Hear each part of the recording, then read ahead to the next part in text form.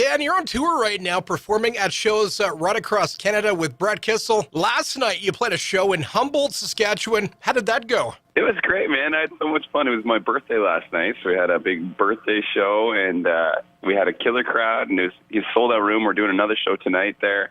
But last night I got off stage and there was a camera.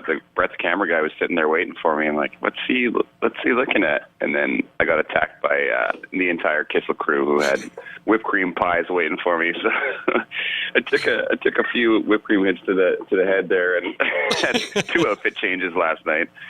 And then later on, they always pull me up to do a song on their encore. So I got up on stage with Brett for the encore. And you know how on stage musicians have those in-ear monitors so they can hear themselves singing? Right.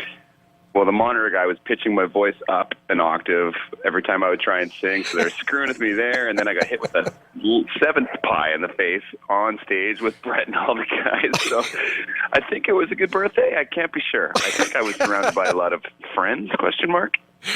You know, Dan, no signs of slowing down for you. You're on the road right now until December. As you travel our country, Dan, what's really stood out for you? You know what? We're getting to do some really cool shows because we're not doing all the big cities.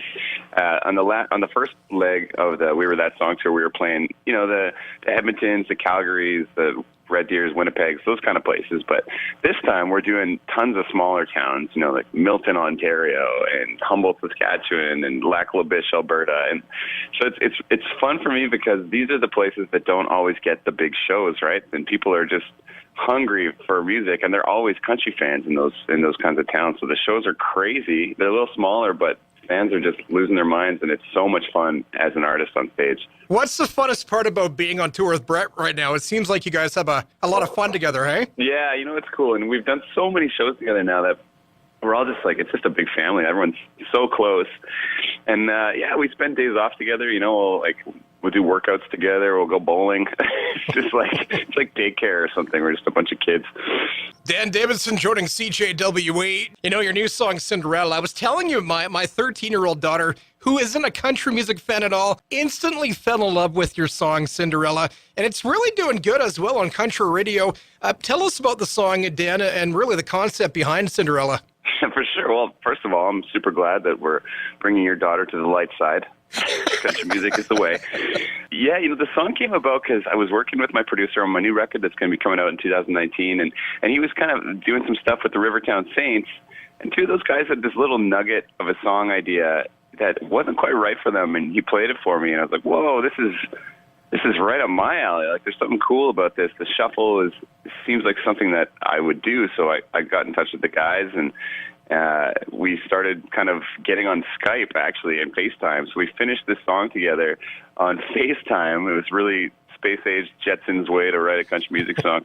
But it came together so well. We got all the lyrics hammered out, and then Jeff and I got in the studio and kind of came up with some arrangement things. And it just feels so great. And I think it's so fun and different than everything that's out right now. It's just because it's got that, like, throwback shuffle feel, but it's still pretty modern. So I'm having a lot of fun playing it live, and I think people are responding pretty well to it.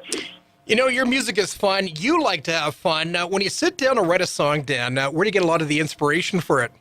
You know, it always comes from different things. Like, I remember just standing in a crowd somewhere, like at a show or just walking down the street, and I find that somebody will just say something that sticks out to me. And it's usually girls that have a poetic way of saying something simple.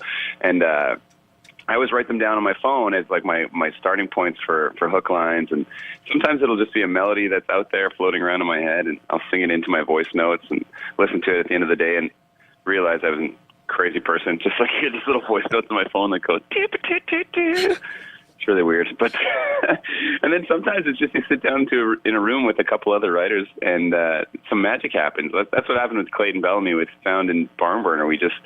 We were old friends, and we just kind of sat in a room and started making some sounds on the guitar, and all of a sudden the song was done in 2 hours. So there's never really a certain way that I do it. It just kind of have to be the guy that does what the other person isn't doing. So sometimes I'm a melody guy, sometimes I'm a lyric guy, you know.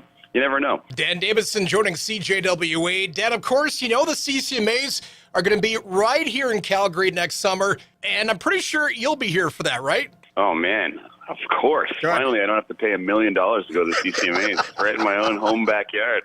Awesome. Thanks a lot, Dan, for joining us. So good to talk to you, Jeremy. I hope everything's going well down there at the new station, and wishing you guys the best. You are my